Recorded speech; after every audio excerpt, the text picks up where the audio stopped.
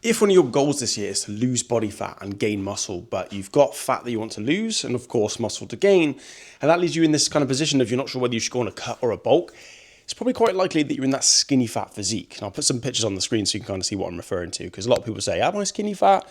If you look like one of these photos at the start, probably in that category. And the reason that's relevant, and the reason that's very important, and the reason I'm making this video, because fixing skinny fat isn't as straightforward as most fitness advice would claim. And that's simply because if you just go on a straight up cut, you cut down your calories, you do loads of cardio, and you cut out all the junk food and avoid carbs, and you eat a massive calorie deficit, then you'll lose a little bit of body fat, yes, but you will mainly start to lose a bit of muscle just through the fact that you're in a massive calorie deficit and your body's going to go catabolic. We want to avoid the big calorie deficits. But on the flip side, you might think, well, cool, I'll just go into a bulk, I'll gain some muscle, then I'll lose the body fat. And that might work for some people. If you're incredibly skinny like I was at the start, it's probably a better option. But if there's still body fat in your body currently that you dislike and you go into that bulk, then one, you're not going to like how you look and feel for the majority of that time. Two, you're going to definitely gain more body fat as you grow. And then three, at the end of it, you've got an even bigger cut waiting for you, which will take longer.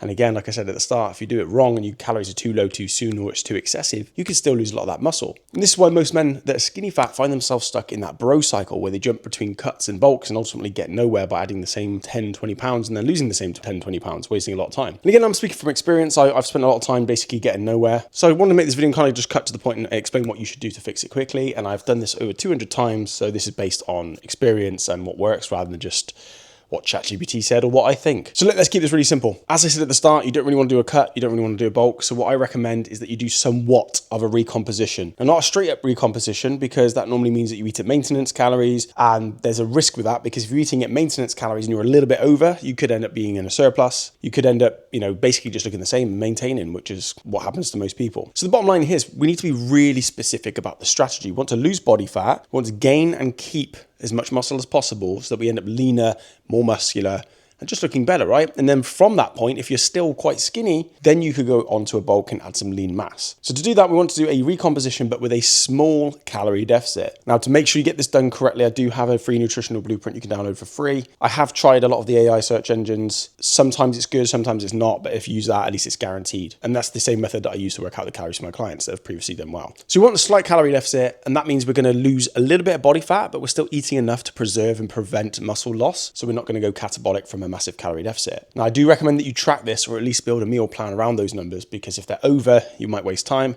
And again, if they're massively under, because a lot of dudes just think, right, I really want to get shredded, let's just starve. And it might work for a few weeks, the scales come down, but then they end up burning out. They binge, they put all the weight back on, or they just start to lose muscle again. I see it constantly. So a slight calorie deficit that's guaranteed is going to move you forward quickly. Then in terms of training, cardio is still fine. I'm not saying don't do it, but you are better off prioritizing strength gains in the gym, because if you think about it logically here, if you're lifting weights and you're getting stronger whilst eating a slight calorie deficit with high protein, then if you're still new to the gym, your body's going to adapt. You're going to gain some muscle. If you've been going to the gym for a long time, you'll at least keep your performance, you'll at least keep your lean muscle tissue. So you'll be losing body fat whilst keeping size and strength. Plus you burn a lot of calories to recover from those workouts. And if you keep strength on your cutting phase when you're losing fat, when you put those carbs and calories back in, your strength goes up even more, which means the growth potential on that next bulk is a lot higher. So it's just sort of optimal, but also very simple. So get stronger. And again, I recommend you track your workouts. Don't jump from program to program. I see too many dudes these days going, right, I'm going to do deadlifts today, but I haven't slept very well. So let me ask ChatGPT. Oh, arms. So I'm going to do arms. And it's like, it's not bad, but there's no continuity. There's no progressive overload. There's no planning.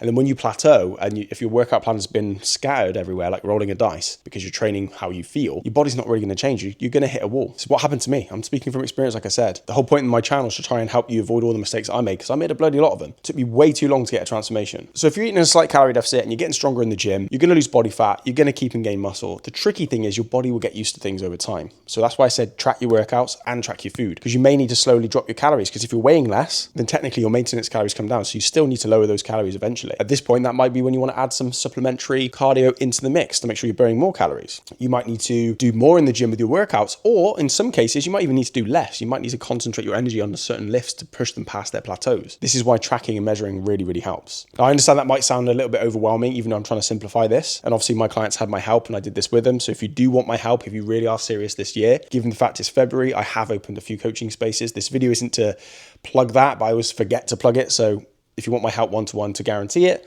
or just have a chat about your goals and see if I can help you out, there is a call link in the bio below. But I recommend you track everything and review it, but keep it simple. Don't get shiny object syndrome and think, should I do a shoulder press with a kettlebell? Or ChatGPT said I should do Bulgarian split squats if I want to grow my cheeks. The squats are still going to do a great job, right? Keep things very simple. I think that's one of the biggest mistakes people do is they go on YouTube, they learn everything they can, and then every video is conflicting, and then they get paralysis by analysis and they get stuck. Probably what happened to me, to be honest with you. But anyway, let's say you've done this recomposition successfully, you've lost body fat, you've gained a little bit of muscle, and you're nice and lean and looking good. You've probably fixed the skinny fat physique from just doing that, like my client Reese did within 12 months, because there's no bulk involved in the muscle gain here. So you can gain significant muscle if you do it right. But other clients, like my client Avi, he'd already been in the gym for years, so he'd already had all of his newbie gains. So for him, we had to do a recomposition, then a reverse diet into a lean bulk so that he was able to gain muscle and keep it lean. So some people might need to do the recomposition and then go into a lean bulk to keep it lean without gaining body fat once they got. If you want a little bit more detail specifically on how to fix skinny fat, I have made another video over here which you can watch. Either way, get your nutritional blueprint, work out those numbers, keep it simple, and then report back to me in a few months to tell me how well it's been going. So I genuinely care. So I find this stuff amazing. I love to see people doing well. Anyway, enough glazing. Like and subscribe.